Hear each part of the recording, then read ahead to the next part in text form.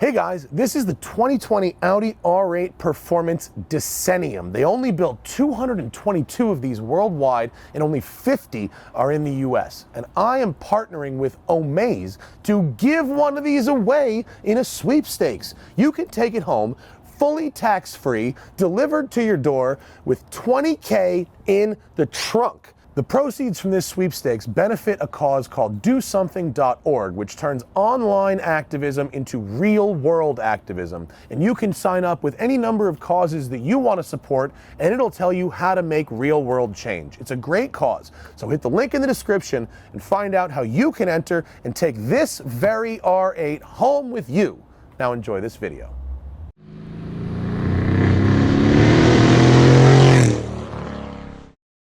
Morning, everybody. Welcome to a very compact day. We're doing something a little different. We're up here in Buellton, California at Gildred Racing, who specialize, as you may have guessed, in Mini Coopers, original, old school Mini Coopers, based on kind of the design from '59 from Britain. So I'm going to drive this one, and then you're going to drive the spicy one. We've got two. They're both spicy. These guys hit me up and they said, we build what they call Super Coopers. And that term means any heavily modified Mini, typically engine swapped, sometimes with completely different powertrain configurations. Yes. So this is an all-wheel drive Mini with a B20 out of a Honda CR-V crossover. Yeah, so it's got about 240 horsepower, which is 3 to 4 times more than a stock original Mini had. As you can see, it's got a roll cage and all this stuff. They've got different subframes. This car was actually built by a company called Mini-Tec in Georgia, and then it was sent to Gildred Racing to just get like some tuning work and stuff. So I'm going to take you for a ride, and we're going to talk about Mini. And can you reach the key with the harnesses on? No, but I can. Will you help me? I can. Ready? Yep. That's funny. Honda 4-cylinder. Well, part of the problem of making this car so roomy inside is that the passenger is so far away Things from the are dash. far away. You know, we didn't plan for racing harnesses.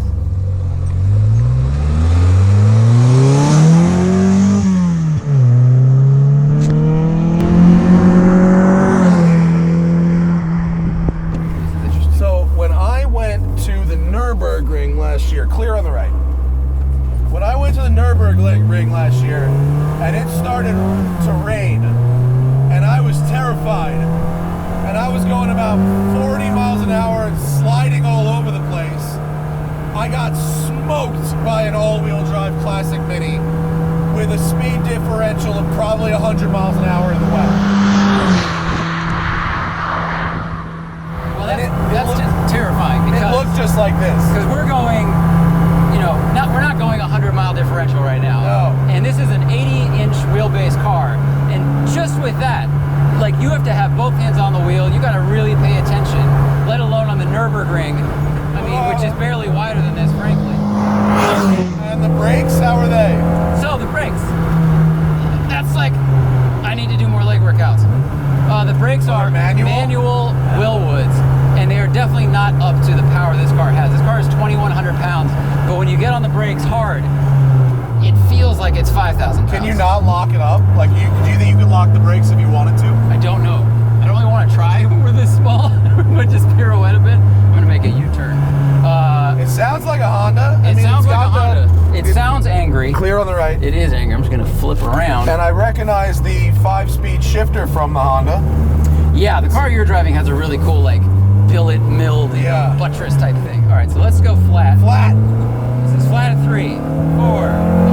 And it's tramlines quite a bit when it hits VTEC. On power. This is, oh, it's darty on the power, huh? It's real dirty on power.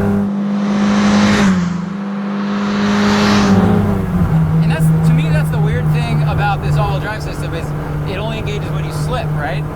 So it's straight line power.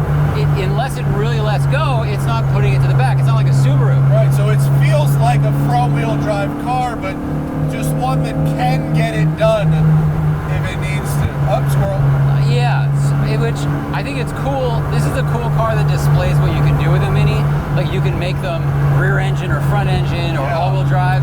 People are doing some really cool stuff because they love them so much, and they made it for 41 years. But the all-wheel drive system is just a little weird because it's not like symmetrical, which is what you want. Now, carry speed in the corner. Bro.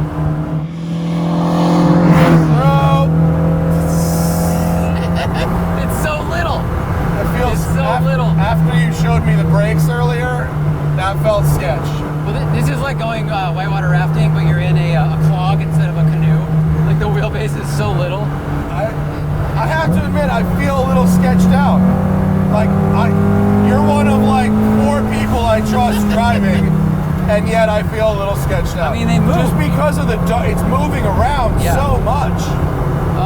And part of it's got to be the oversized wheels and tires, the wide body. I think that's most of it because the suspension's actually decently compliant, I think, going over this like pretty bumpy road. But it doesn't really upset as much. But once you get on power and into VTEC land, what is over here, then it starts to move around a little bit. I mean, it does feel like a complete build, you know. It doesn't. It works, you know. It works. It feels like not production, but like it's not crappy. Like no, I mean credit where it's due. Like there's not a lot of weird rattles. The pedal doesn't have a bunch of play at the top, which you sometimes get with aftermarket systems. Yeah. The shifter, I mean, the shifter should feel good. It's from Honda. It's stock. I mean, the temps are good. VTEC works. Like all the systems work. So I don't know. It's not perfect, but it's exciting. Definitely What's funny exciting. is, like, look how much room we actually have in here. It's actually, it makes me so mad to think about how big the new Minis are, because like, I'm fine in here. I have like leg room. Isn't that amazing? I have visibility. I mean, yeah, if we crash, we're dead, for sure. Yeah, well, we have a fuel cell in the back. You know, when they first made these, what the guy's goal was, there was a fuel shortage, oil shortage in like 57, and the guy that owned BMC hated Fiats and German cars, and he's like, we need to make one of these. Like, so he just drew a box, and he's like, it's 10 by 4 by 4. It's got to fit in the box. That makes sense. It's got to hold 4 people, and it has to be fuel efficient. And function over form. And so they worked on it, and the big breakthrough was they were the first people to turn the engine transverse. Was it the first ever transverse engine? First production transverse front wheel drive car, which now is the standard. That's the model everything. now. So, you know, when you say like, who did that? It's like these guys did that first, which is a big deal. All right. Oh, I saw that. You got front wheel spin, but you still got forward momentum from the rear wheels there. It's not slow. No, it's not slow. It's not slow. I mean, what's fun How does it feel different with me in it? Can you feel me? Not really. Oh, really? That's good. Really not really. It's just as scary. You know, what's crazy though is Tyler, the guy that owns Gildred, was like, it'd be perfect with 400 horsepower and lighter, which... Yeah, they were talking about putting a road Trex on this thing. I'm not sure that's what it needs. I mean, it's an 80, it's so short. It's 10 inches shorter than a Miata, and it's front wheel drive. Well, and what's interesting about the all-wheel drive is that they actually add 3 inches to the front wheelbase. Right. So this one is even longer than Psycho Death Machine, which I'm about to drive. Which you're about to drive. And that's why there's a little gap in the fender. I mean, it masks the size really well. You don't really see it until you park it next to another one. Yeah, and someone has to point it out. Like, I'll throw this shot in.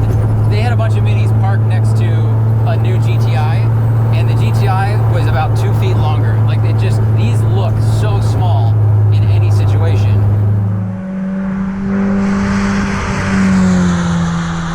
I love these cars. I think they're just the coolest. I mean, I do too. And whether you take, you know, the original little 1200 or whatever, you know, you put ITBs on it and make it scream. Yeah. Honda motor swap. Bro, it's moving all over the road. Totally. This is the Civic Si for people who want to be a little more excited or terrified. Yeah. I mean, it's because it's a modification-friendly community, which is cool. You know, they're not treated like rare gems. So you can do front, rear engine, whatever you want. Minis are not sacred among Mini people. Why is that? Why is a Mini something that's totally okay to modify deep into extremes? Whereas other cars, I mean, maybe just because it's cheap. It's cheap and it's small, and that's why. I think it's cheap and small. They made it, this car was debuted in 59, yeah. And they kept making it till 99. Like, the companies were sold, and that's when BMW bought it, the brand, and then made the new one. But, like, if you make a car for 40 years, no one's going, whoa, there's only 10 of those. Yeah.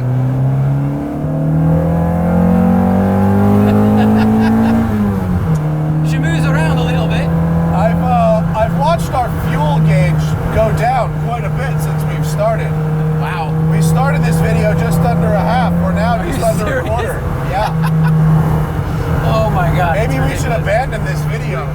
should go to the other car. We should drive the other car. So we're gonna get out of this car, and I'm gonna scare Zach in the other Mini that these guys did build, and that is properly batshit. So come see us More batshit. on the next video.